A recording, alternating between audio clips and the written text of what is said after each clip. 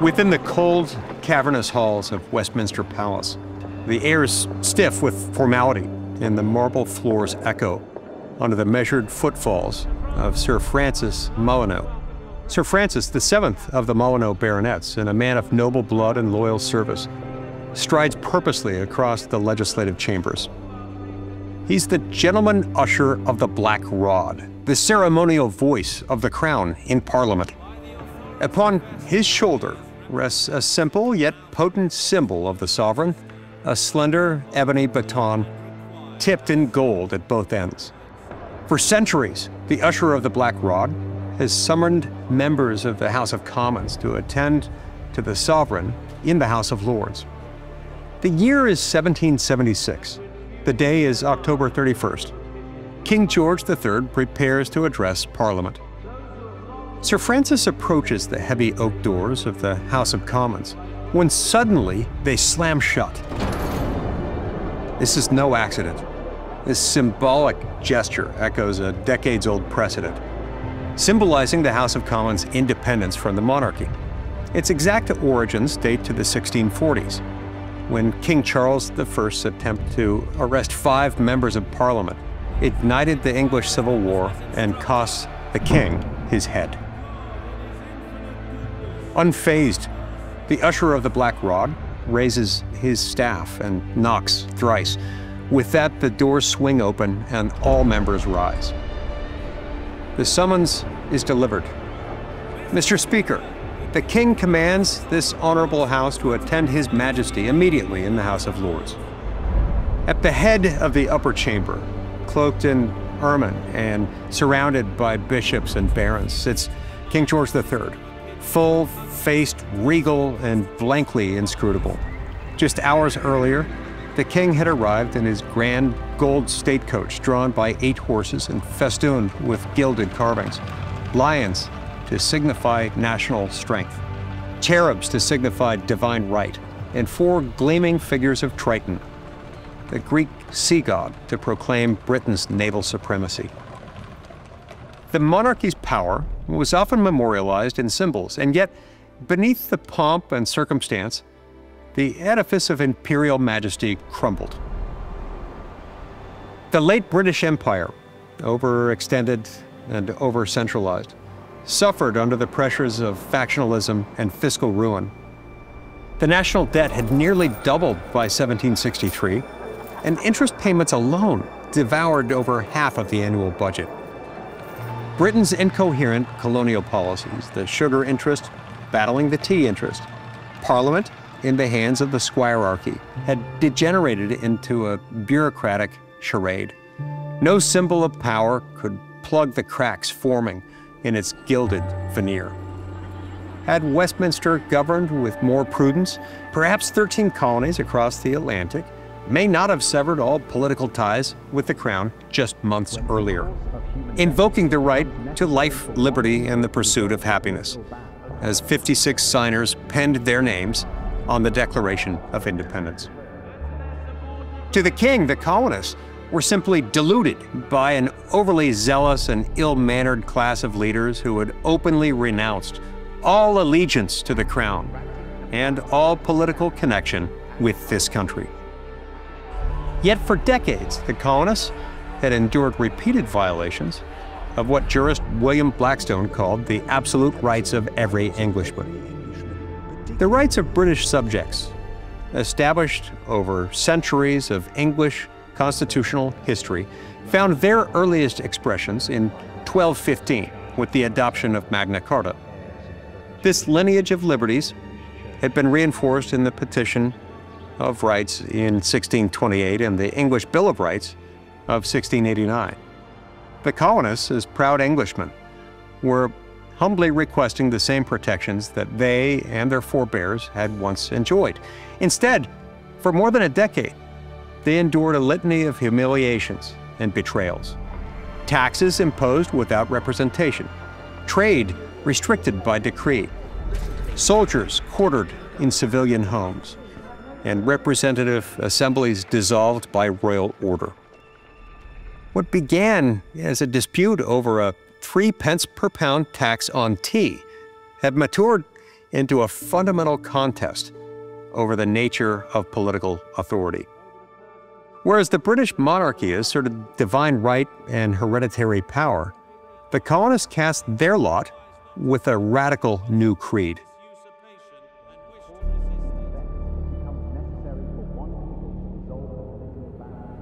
Governments are instituted among men, deriving their just powers from the consent of the governed.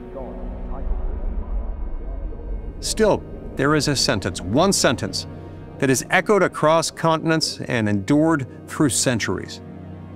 We hold these truths to be self-evident, that all men are created equal. That sentence did not simply declare American independence, it declared a revolution in human thought. At a time when birth alone often determined the extent of one's achievement, this sentence shattered assumptions that for too long had governed the old world. It declared that truth exists, that it is knowable, and that man, by virtue of being human, is endowed with inalienable rights. It declared that liberty is not dispensed at the mercy of the state, rather, it is given by God. The English Civil War of the 1640s had already tested the limits of royal power, culminating in parliamentary independence. Now, over a century hence, the symbolic scenes at Westminster, the knocking of Black Rod, the slamming of the Commons' doors, the King's florid address, were the mere remnants of a once mighty empire. The very ritual of barring Black Rod, once an assertion of defiance, echoed hollowly. Across the Atlantic, a much deeper form of defiance had taken root. The Declaration is a promise.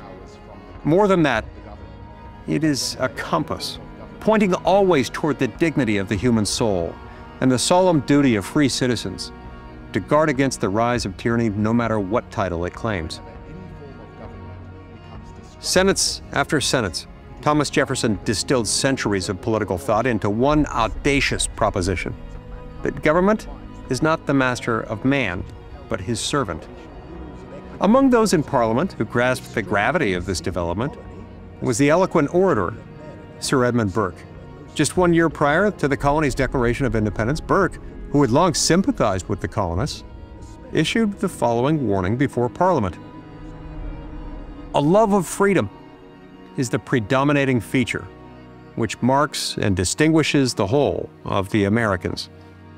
But that love," he added, "rendered them suspicious, restive, and untractable whenever they see the least attempt to wrest from them by force their liberty." Burke understood that the American attachment to freedom was the only advantage worth living for, and he warned that attempts to forcibly suppress this yearning would only deepen the conflict. Upon learning of the Declaration of Independence, Burke was sick at heart, convinced that the moment for reconciliation had passed, and that the empire's map and its future would be irrevocably altered. In The American Insurrectionists, King George faced an existential challenge to the very institution of his kingship and the empire over which he reigned. Upon his ascension to the throne in 1760 at the young age of 22, the king famously proclaimed, "Born and educated in this country, I glory in the name of Britain." The colonies were part of that glory, extensions of himself as king, but by 1776, that identity was being reshaped by forces greater than him. 1 year prior to the signing of the Declaration, it was already becoming clear that the old world was giving way to the new. And so, standing before the House of Lords in October 1775, the king had declared, "The rebellious war now levied is manifestly carried on for the purpose of establishing an independent empire, and the object is too important, the spirit of the British nation too high, the resources with which God hath blessed her too numerous to give up so many colonies." In carefully measured but resolute words, King George warned Parliament of the dangers this rebellion posed, not only to the loyal colonies, but to the entire European colonial system. He called for unanimity at home, promising to uphold British honor and restore order. British rule had undoubtedly grown increasingly arrogant and unaccountable, driving the colonists to embrace the only option left at their disposal: independence. The colonists had tried to seek peace. In the summer of 1775, the Continental Congress drafted the Olive Branch Petition, a humble appeal to King George III, pleading for his intervention to secure the proper rights of his colonial subjects. The petition, largely the work of political moderate John Dickinson of Pennsylvania, addressed the king with reverence, blaming ministers in London rather than the monarch himself for the escalating tensions. But the petition arrived too late. When the colonial envoys presented the petition to Lord Dartmouth, the king's secretary for the colonies, they were met with silence. His Majesty refused to receive the petition personally or grant any reply. In fact, on October 23rd, days before the petition arrived, King George issued a proclamation branding the colonists as traitors, engaged in open rebellion, commanding all officers to exert their utmost endeavors to suppress such rebellion. The king's decision was final. No compromise, no negotiation, only the suppression of American unrest. And so we return to Westminster in the fall of 1776, where King George issues a call to arms. If their treason be suffered to take root, much mischief must grow from it, to the safety of my loyal colonies, to the commerce of my kingdoms, and indeed to the present system of all Europe. The king's implausible claim to British happiness rang hollow against the colonists' cry for life, liberty, and the pursuit of happiness. By the time Parliament rose, a new world had already sprung. The echo of Black Rod's staff sounded the first notes of that radical transformation.